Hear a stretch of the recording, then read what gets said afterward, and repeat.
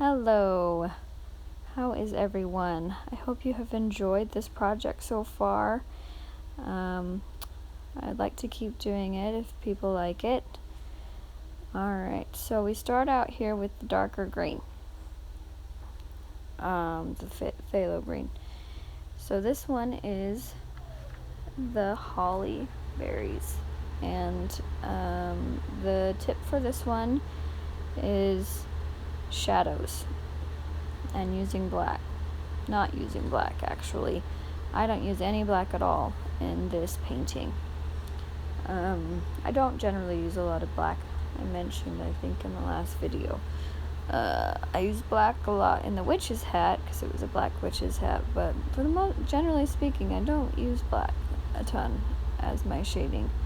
There's much better ways to get things darker than just adding black to it. Alright, so, and then for the holly leaves there, you can see I'm using the lighter green, and I'm blocking out my white highlighted spaces, planning ahead, like we talked about in the first video of the wreath. Alright. And then you can also see that we're not real dark yet. We're starting with the lighter layers, just like on the witch's hat. We're working light to dark, so it's a lot easier to get things darker, but it's a lot more difficult to get things any lighter, especially if it's dried. You can kind of take some of it off when it's a little wet, but alright, you see me here working on the pine cone. So I changed my mind after doing this one. So I'm going around each triangle with the brown, but then I decided, well, it's all brown and I just want the triangles to be a lighter brown. So if I just do my first layer in a light brown, and then I'll go back through around each triangle with dark brown later once it's dried. So, okay, using my paper towel. I always have paper towel when I paint. Doesn't matter what I'm painting with. So watercolor, acrylic, oil, I always have a paper towel. I just wipe it off. I feel like it keeps my water cleaner, to wipe off the excess before I put it in the water. Okay. So I'm going to be using the ultramarine blue sorry, as my shading. But first I'm going to get more layers of each of the colors to get to their darker. So more layers, less water to get to my darker shades of that color. And so just a little color theory. If I had a yellow object on here and I wanted to make a shadow of it on it, I wouldn't use black. So they use a lot of blue to make a black. And so when you mix blue and yellow together, you get green.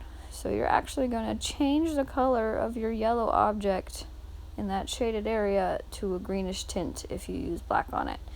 So you want to use purple when you're shading yellow objects. Purple is opposite of yellow on the color wheel, and so it just makes your yellow darker without changing the color to something else. And you can do that with all the other colors too. So if you had something red you wanted darker, you could actually use green to make it the shade darker. If you wanted to keep the exact same color, just make it, a shade darker. Alright. I'm using the blue here to make it darker in the shadow areas. And I really like using blue and purple actually for shading. I think that adds a lot more dynamic to your painting, and shadows are a lot more colorful than we really think they are. Alright. So these berries, if you noticed earlier, I kind of had too much water when I was doing some of them, and I had to seep that up with my paintbrush, clean it off, and then I had to wait for it to dry. You have to have patience sometimes. My kids try and teach me that all the time. I'm trying to teach them that, and then I feel like they do a better job of teaching me. Alright. So,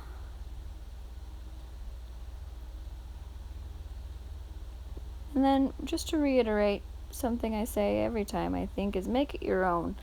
So this is, the generic, I think, option for it, brown pine cones and red berries, but you can do whatever you want. It's your painting. You make it your own. I'm just trying to help guide you a little bit and give you a few pointers. Alright.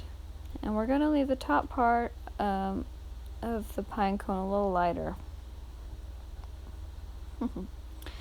So, if you think about where the light would be coming from, generally speaking, it's coming from above.